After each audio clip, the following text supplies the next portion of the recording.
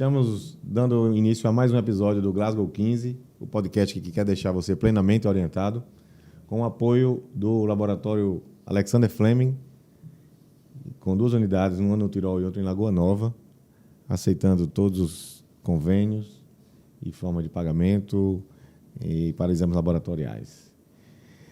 Estou aqui com o meu amigo Renato Dumareschi. Olá, meu amigo, tudo bom? Tudo bom? E você, tudo em paz? Tudo beleza. É Renato, um prazer estar de volta, né? É verdade. Renato, eu tenho um questionamento para você, que a gente já falou de autonomia médica, e eu queria passear um pouquinho sobre a autonomia do paciente. Até que ponto isso é válido também? Por exemplo, vamos pegar um caso bem como é que eu digo? Bem no precipício aqui, assim, da decisão médica, que é a doação de sangue, ou a recepção, na verdade, de sangue pelos testemunhos de Jeová. Certo? Essa é uma pergunta feita por muita gente. Pois muita é, gente pelos testemunhos de Jeová, isso. e inclusive tem colegas médicos que ficam nessa dúvida. É uma questão muito difícil, principalmente quem está em plantão, principalmente quem está na ponta e vai fazer cirurgias de emergência ou cirurgias em pessoas que têm problema de coagulação e podem ser necessárias transfusões de sangue, de plasma, plaquetas, essas coisas, derivados, né? Sangue ou derivados. O que acontece? O que acontece é, o paciente, o pai não permite, a mãe não permite por conta da religião. Já assinam termo, já dizem que não aceitam. Só que o médico, diante de uma possibilidade de iminência da vida do paciente estar ali na sua frente, e se ele estiver bem, tudo em paz, está tudo ok para todo mundo. Mas se ele estiver quase morrendo, quase deixando ali a vida, e nas mãos do médico a decisão de se ele tomar sangue, se ele incorporar derivados de sangue, há uma possibilidade de salvar, o médico tem que salvar. Porque não é só um dilema ético, né? É uma obrigação. Exato, né? É uma obrigação médica, é uma obrigação até como ser humano, não só um dilema médico. E se acontecer um mal maior, o êxito letal, na verdade, ele vai ser culpado, ele vai ser indiciado. De repente, os pais podem até tirar o corpo fora, mas vem um responsável, vem um advogado, vem um tio, vem um parente e vai dizer por que deixou, que você podia fazer isso. E eles, não, eu não podia porque o pai assinou e me deixou aqui numa situação que eu não deveria fazer aquilo lá. Então, como é que o direito expõe isso e melhora isso para a classe médica? Meu amigo, eu primeiro lhe faço uma pergunta, né? Como é que você vê hoje a autoridade médica? Né? Porque a gente está falando de autonomia do paciente, né? O direito do paciente de ter a sua autonomia respeitada. Mas eu pergunto primeiro, como é que você vê hoje a autoridade médica sobre o paciente? Ela aumentou ou ela diminuiu? Ela diminuiu. Muito. Muito, porque o paciente já chega também questionando, já chega tendo informações de outros casos da internet, de um advogado da família, então, de um caso semelhante que aconteceu. Ele, às vezes, não procura um médico só porque ele é do convênio. Não. Geralmente, ele foi indicado, ele viu algumas situações que ele operou, que ele submeteu-se a um tratamento semelhante em outra pessoa, né? Então, ele diminuiu muito a autoridade nesse sentido. Então, ela é uma coisa mais compartilhada. Eu não sei se era esse tema que você queria chegar, esse tema de compartilhamento. Sim. Ou aí a ponto de ser tão compartilhada que os pais ou outras pessoas querem decidir, querem influenciar, né? E querem influir na decisão propriamente dita, que é uma decisão médica. Pois é. Então, assim, tendo em vista essa diminuição da autoridade médica, né, meu pai é médico há mais de 50 anos, né? Então, se você for comparar a autoridade que meu pai tinha como médico 50 anos atrás, e você for comparar a autoridade de um médico hoje com 10 anos de medicina, a diferença é gigantesca, né? Então, o que a gente tem percebido com essas questões de autonomia do paciente, primeiro, o médico precisa provar o consentimento. 10 anos atrás, ninguém tinha termo de consentimento. Ninguém fazia. Nos hospitais começaram a fazer os termos de consentimento, mas os médicos, 10 anos atrás, tinham muita resistência de aplicar o termo de consentimento. Os pacientes até assinavam o termo de consentimento de uma forma muito Desconfiada. O que esse cara está fazendo nesse documento aqui? Olha, aqui é para provar que eu lhe informei que você pode ter esse mau resultado. E aí as ações judiciais começaram a surgir a partir disso, né? Então, termo de consentimento se transformou num documento praticamente obrigatório para quem vai fazer qualquer tipo de procedimento. Porque se você tiver um procedimento com mau resultado e não for sua culpa, e você provar que informou para o paciente, você respeitou a autonomia do paciente. Então, você não vai ter a responsabilidade nesse caso, porque você provou isso. Mas entra aí no caso do testemunho de Jeová, que muita gente já está Testemunho de Jeová, vamos lá. Né, para a gente fazer o corte sobre testemunho de Jeová. Então, né?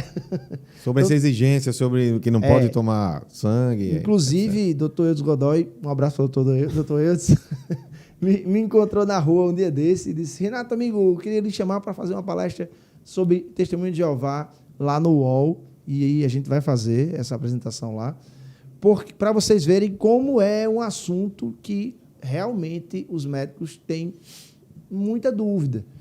E os problemas com relação ao testemunho de Jeová tendem a aumentar, né? As responsabilizações por essa questão, né? Então, assim, recentemente... Por quê? Porque as pessoas estão com essa bandeira de autonomia do paciente para a questão religiosa, né? Que a testemunho de Jeová proíbe a transfusão de sangue. Eles entendem que se você se transfundir, você vai ficar impuro, né? E uma manifestação demoníaca pode acontecer em você caso você tenha a transfusão de sangue. Certo. Mas no termo de consentimento, que ele deu entrada ali no hospital, já não está falando que se houver necessidade de transfusão e for incorrer em risco de vida, exatamente, ou ele está liberando para aquilo, não? Ou ele pode colocar um não e na iminência de morrer, o médico usar o sangue e salvar a vida dele. E aí, ele desobedeceu aquele não que ele tinha. É isso que eu queria saber. Você já está chegando nos finalmente, né? Eu estou curioso em saber. Você está naquele enroleixo do advogado, né? Você está no enroleixo do advogado aí. Qual é o valor maior, né? O direito à vida, né? Ou o direito à religião? O direito à vida, sem dúvida nenhuma. A gente teve um caso de 3 médicos que foram condenados e, inclusive, essa condenação foi validada no Superior Tribunal de Justiça porque eles resolveram não salvar. E aí a pessoa morreu e eles não salvaram para respeitar o direito de religião daquela pessoa e findou que eles foram condenados por omissão de socorro. Por quem? Quem condenou? A justiça. Não foram, os pais absolveram, então? Porque os pais quem assinou dizendo que não precisava, é isso? Não, era a própria pessoa. A própria pessoa era maior de idade. Sim. Ela recusou o tratamento. Às vezes, pessoal, o que acontece? O médico ele freia com uma pulseira. Tá lá, eu sou testemunho de Jeová. Aí não aceita, ele está inconsciente. Aí o médico faz, não podemos transfundir porque ele tem uma pulseira que diz que ele é testemunho de Jeová. Uma tatuagem. É muito comum nos Estados Unidos a pessoa não querer ser ressuscitada. Aí tem aqui, do not resuscitate. Né? Assim, tatuado no peito. A pessoa coloca justamente para o médico não fazer. Né? E aí, o médico que obedece esse mandamento, né, do paciente, ele vai cometer um crime de omissão de socorro? Eu entendo que sim. Eu entendo que ele vai ser responsabilizado criminalmente, né, pela omissão de socorro. A gente teve um caso agora, lá no setor de queimados do Valfredo, que uma criança de 9 anos sofreu uma lesão gravíssima porque ela teve uma queimadura com ácido de bateria de caminhão. Então, o ácido derramou no ombro dela, saiu queimando o braço dela todo. Ela entrou em choque, ela foi para a UTI, um problema seríssimo. E a queimadura causou vários problemas, inclusive de articulação no braço. Pedaços de pele que estavam faltando, estava em carne viva, né? E aí o médico me liga e diz: Renato, a gente precisa fazer um enxerto de pele, mas os pais não estão deixando. Eu disse: por quê? Eu disse: não, porque na cirurgia de enxerto pode ser que a gente precise de uma transfusão. Pode ser. E eles eram dessa religião? E eles eram testemunhas de Jeová. Aí eu disse: bom, a gente fez uma reunião com a direção do hospital, do Valfredo, e aí o que a gente fez? A gente entrou com ação judicial para pedir uma autorização para que a cirurgia fosse feita. E nós tivemos essa autorização. Então, nesse caso, o médico procurou um advogado, mas o médico pode procurar também o Ministério Público, que é muito comum o Ministério Público fazer esse tipo de ação também. A Defensoria E Pública. resultou em quê? Vamos para o resultado. O menino fez a cirurgia, E não precisou. Certo. E Não se precisasse, precisou. o médico estaria amparado para fazê-lo. Os Fazer a transfusão. pais contestaram a ação, mas a ação morreu ali. Tudo bem, tá certo. Você falou desse caso, você falou dos outros 3 médicos que foram condenados por omissão de socorro, porque não fizeram. Mas a gente quer saber o que há de jurisprudência, o que há de entendimento Então, legal. O que acontece?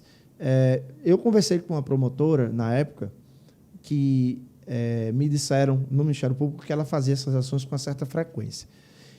E aí, eu vou até preservar aí dentro da promotora, ela me disse o seguinte: Renato, o que a gente vê? Quando um médico nos procura para fazer esse tipo de abordagem jurídica, né, judicial, os pais esperneiam, brigam, dizem que não querem e tal, mas depois que sai a decisão judicial, mandando o procedimento ser feito, eles se aquietam. E aí ela percebeu que boa parte do motivo deles se aquietarem é que eles têm mais medo da repreensão dos outros religiosos que estão com eles do que realmente o mandamento religioso. Entende? Então, assim, olha, nós fizemos uma cirurgia com o nosso filho, mas não foi porque a gente quis. Foi porque um juiz mandou, né? E aí a gente precisou fazer. Então, eles ficam no conforto, né? Em dizer assim, não, a gente fez nossa parte, em tentar proibir. Contestar. Tentar proibir. Estávamos, inclusive, dispostos a sacrificar a vida do nosso filho em nome da nossa religião. Beleza, muito lindo. Mas a justiça salvos, fez, aí a gente não teve o que fazer, mas a gente estava lá, viu, pastor? Aconteceu exatamente. A gente contestou e não deixou, ficamos muito chateados. Tudo bem, mas isso daí... o filho está vivo, né? Mas isso daí é numa cirurgia eletiva, quando dá tempo de ir para o Ministério Público e quando dá tempo de ir para a procura de um advogado ou coisa parecida. Eu estou falando na urgência. Era uma eletiva urgente. Né? Era uma eletiva urgente. Mas na emergência. Então vamos passar. Já que você não quer responder na urgência, então eu vou apelar para a emergência. Não. Na emergência, o que é que o médico deve fazer? Vamos lá. O médico deve operar. O médico deve fazer a transfusão. Entre a vida e o direito de religião, o médico tem que privilegiar a vida. Ah, Renato, mas eu vou ter dor de cabeça depois. Vai ter mais dor de cabeça se você privilegiar a religião. E a pessoa morrer. Muito mais, omissão de socorro. Eu não acho nem que seja privilegiar a religião. É deixar de lado o direito, o direito à vida, né? Assim, em salvar aquela vida. E aí vai vir complicações, vai vir dor de cabeça para ele, né? O Conselho Federal de Medicina tem a resolução 2232 de 2019, que diz no artigo 4º o seguinte: em caso de discordância insuperável entre o médico e o representante legal, assistente legal ou familiares do paciente menor ou incapaz quanto à terapêutica proposta, o médico deve comunicar o fato às autoridades competentes, Ministério Público, Polícia, Conselho Tutelar, etc., visando sempre o interesse do paciente. Teve um caso, se não me engano, no Rio Grande do Sul, de uma paciente que estava grávida, já nos últimos dias de gestação, e ela estava no hospital, entrando em trabalho de parto, e no exame ficou constatado que o cordão estava enlaçado no pescoço, o cordão umbilical estava enlaçado no pescoço do bebê. A médica chegou para ela e disse: olha, a gente vai precisar fazer uma cirurgia urgente de cesárea, porque o seu bebê já pode estar em sofrimento fetal e a gente precisa abrir para poder tirar. Ela disse: eu não vou fazer cesárea. Ela disse: não, mas a senhora não está entendendo. Vai perder o bebê. Provavelmente ele vai ter uma sequela grave. Ela disse: não, eu não quero cesárea, eu só quero parto normal, porque na televisão fala que é melhor o parto normal. Senhora, mas... Não, eu não quero saber. E ela saiu do hospital e foi para casa. Essa médica chamou a polícia disse: procure o Ministério Público. Chamou o Ministério Público entrou com ação de urgência para pedir uma autorização judicial.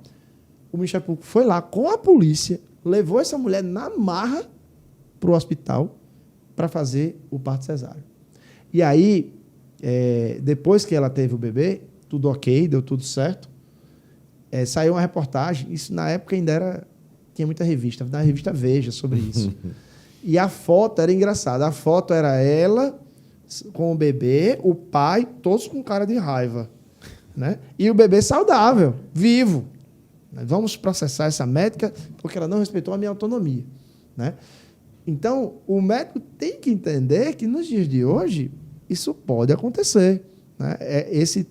Esse tipo de divergência pode acontecer. Agora, o Código de Ética, no artigo 11, diz o seguinte: em situações de urgência e emergência que caracterizem iminente perigo de morte, o médico deve adotar todas as medidas necessárias e reconhecidas para preservar a vida do paciente, independentemente de recusa terapêutica.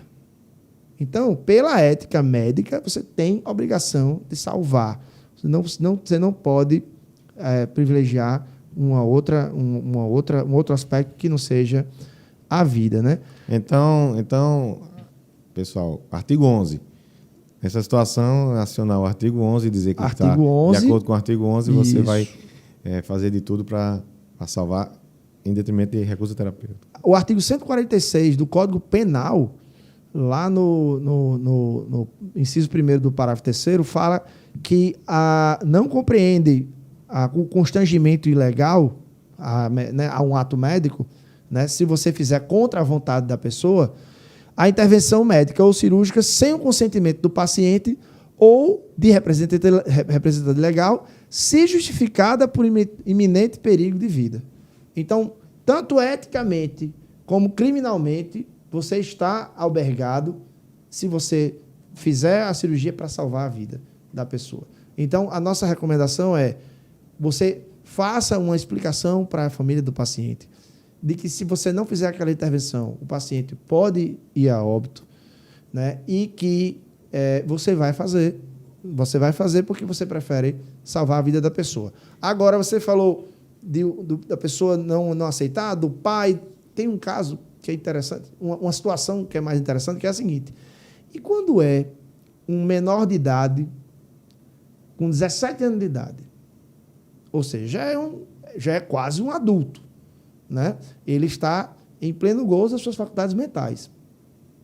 E essa pessoa não está numa situação de urgência e emergência, mas ela precisa de um tratamento que, se ela não fizer, ela vai ter um perigo, vai ter um agravamento da condição de saúde dela.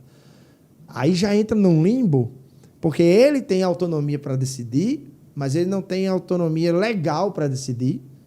Então, os pais poderiam entrar com ação, né, para que o filho fosse operado, por exemplo, na marra, né, e ter uma autorização judicial para isso. Aliás, os pais, como tutores da criança, já poderiam fazer isso. Mas olha como seria, né? O médico teria que, na marra. Então, o ideal é ter realmente, nesse caso, uma discussão judicial para que você consiga uma autorização judicial. Não só a autorização dos pais, mas uma autorização judicial, porque você vai ter que fazer um constrangimento físico para aquele adolescente.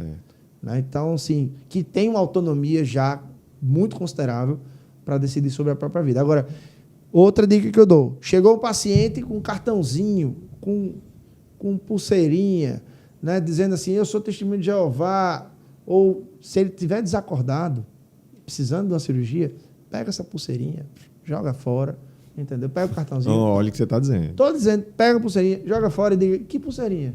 Que cartãozinho? Né? Nunca vi, não sabia não que era testemunho de Jeová. Eu estava salvando a vida aqui, não tinha tempo para fazer isso não. Tá? Então, assim, a situação é essa. Vai ter problema? Vai. Mas a gente percebe que quando você tem uma autorização judicial para isso, eles se acalmam. Eles não vão até as últimas consequências com isso, não. Se der tempo da autorização judicial, tudo bem. Se não, artigo 11 é o que diz a mensagem para quem tem essa dúvida. Então, com isso, encerramos mais um episódio e esperamos vê-los nos próximos episódios, em breve. E a última mensagem para o Dr. Renato. Esse é um assunto muito polêmico, essa questão do testemunho de Jeová. Se algum testemunho de Jeová estiver assistindo, vai brigar comigo lá embaixo nos comentários. Mas deixe o comentário que a gente vai responder. Se você for médico e tiver dúvida, deixe seu comentário que a gente vai responder. Se vocês quiserem trazer alguém para cá para discutir, um testemunho de Jeová que quiser vir para cá discutir a autonomia médica, a autonomia do paciente, Um médico que quiser discutir isso também, o nosso espaço está aberto, o nosso contato está na descrição do vídeo e a gente fica aberto à discussão. Ninguém está aqui querendo ser dono da verdade, não.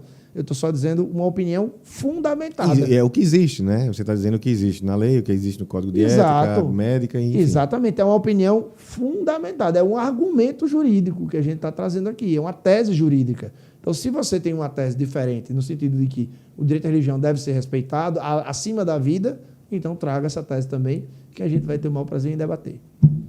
Ok, pois bem. Um abraço, pessoal. Tudo de bom.